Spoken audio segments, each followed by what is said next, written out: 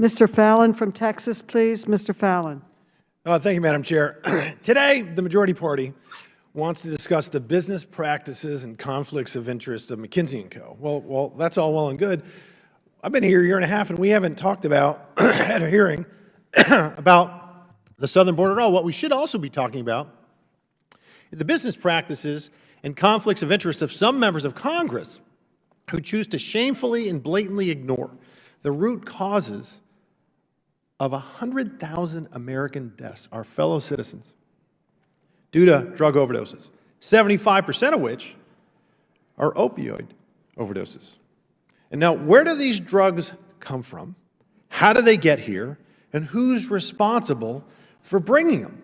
Today, what we really should be talking about, or if we don't do it today, we should have a hearing about it, certainly. It's been a year and a half, discussing, some say, the border crisis.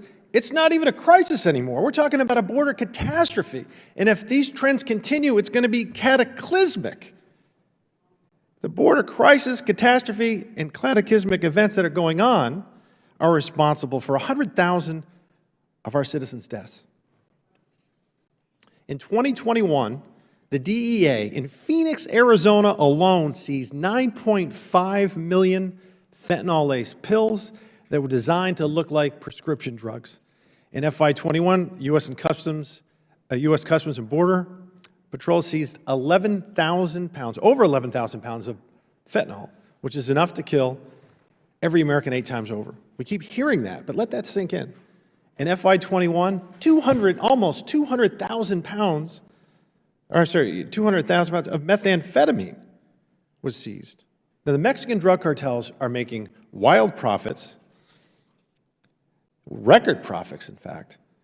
And it's not just with narcotic smuggling, but with the smuggling of human beings. We talked to Customs and Border Patrol a few weeks ago, and they told us that the cartels are charging $4,000 a person.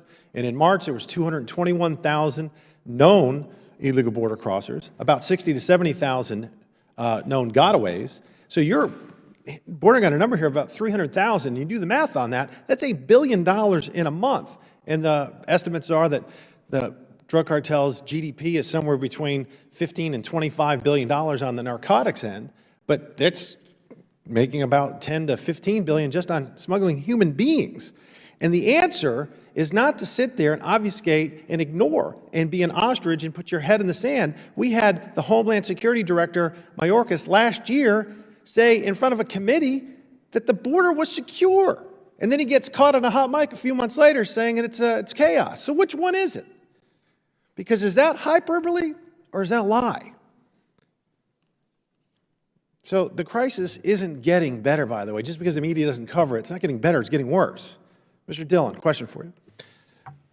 Where is the majority of the fentanyl that gets into this country? Where's it produced? What country makes it?